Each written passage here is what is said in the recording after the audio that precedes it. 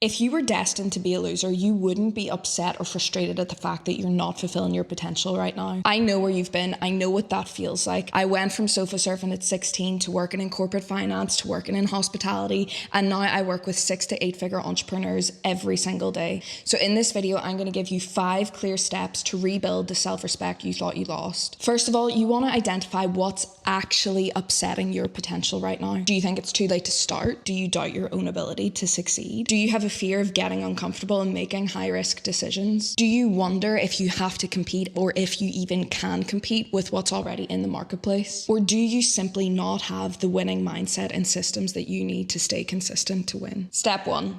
Faith does not exist in the familiar. You have to break out of the rut that you have been running in. You have to challenge the routine that you've been following, and you have to kill the addiction to the methodologies that have been keeping you stuck. Ask yourself, is what you're doing right now serving you? If it isn't, you need to annihilate those routines and systems that you are following in order to replace them with a new one. You have to set a new standard for yourself. You can no longer operate in a position where your self-respect is on the line. Set that new standard and prove to yourself today that you are able to do what it takes. Step number 2, emotions are leverage. They are not a weakness. I am sick to the back teeth of hearing people talking about emotions and saying that you need to be logical and you need to be rational and you need to think with reason in order to have success. Wrong. There is a time and a place for reason and logic, but reason and logic are not going to bring you back your self-respect. Real success with longevity attached to it requires emotion. Whenever you start working with people in the top 1%,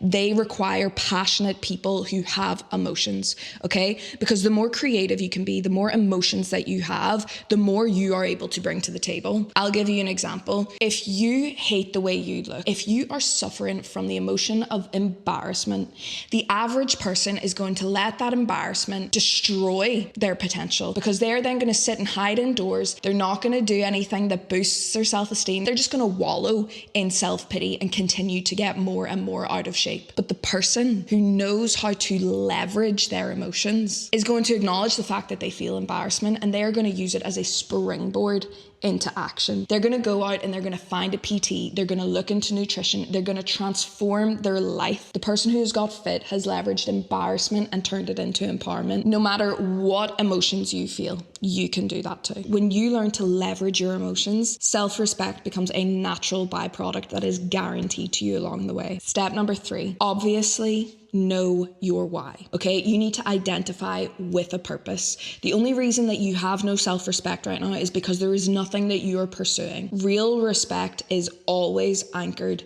to purpose. When you pursue breaking new ground on your ideas with purpose, you are inevitably going to start stacking momentum and your results are going to show. When that happens, the people around you will let you know that they respect you. People always respect people who move with purpose. In return, you will begin to respect yourself. Step number 4, stop getting stuck behind your strategies. Unless you are seeking out specialized knowledge in a field, I do not want to hear anybody come to me and say, oh, I'm just working on the plan, I'm just working on the idea, I'm just blah, blah, blah, blah, blah, blah, blah. No, your plans are not going to deliver your outcomes. Your alignment is. You can sit and create the best business plans, the best presentations, the best project plans.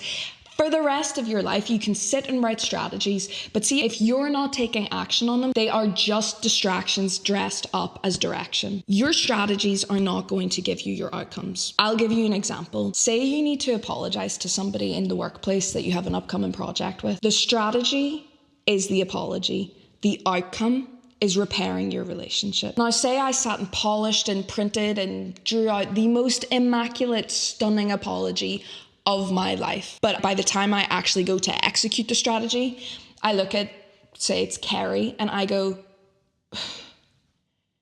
sorry, Carrie, are we good?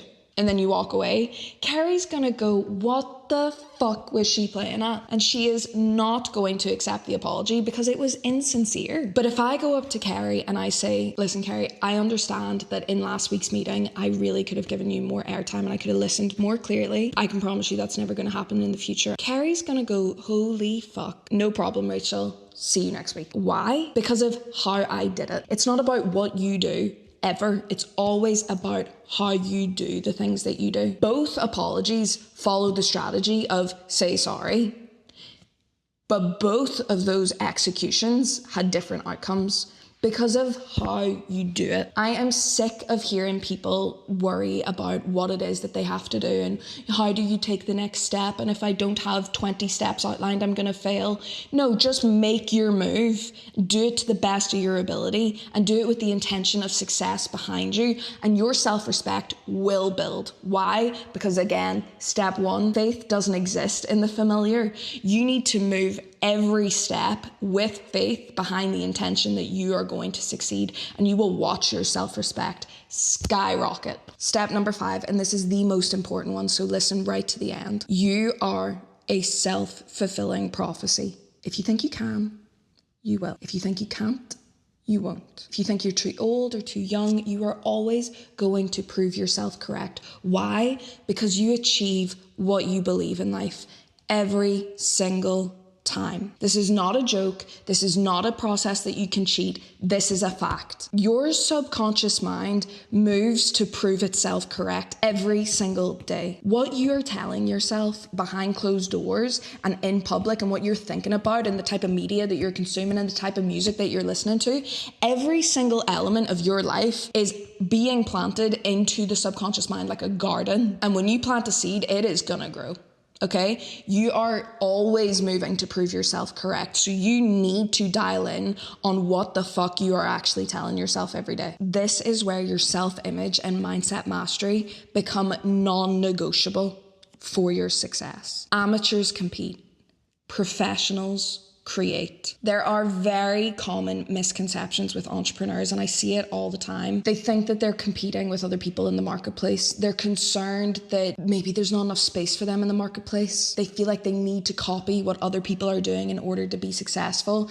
All these little ideas that people have accepted and picked up along the line because they're operating like amateurs. To have an excuse to not succeed is amateur behavior. That's going to cripple your self-respect every day. So you need to cut that out right away. You are a professional who creates. Nobody can replicate you. Nobody can replicate the way you think, how you do it, or how often you do it. Your consistency to stay true to yourself is your weapon. As the creator of your reality, you have the responsibility to show up as a professional every single day. I fully reject hearing people talk about, I can't succeed because I don't have the same team that they have. I can't do this because blah, blah, blah. Bore me later. You are the creator of your reality. There is nothing more respectable than seeing another person lead their life fearlessly. When you accept that you are the creator of your reality, you're no longer interested in success, okay? You become committed to it, and commitment requires a decision. Those are the kinds of people that I work with. So stop telling yourself bullshit stories, follow each of those steps, and you will rebuild your self-respect.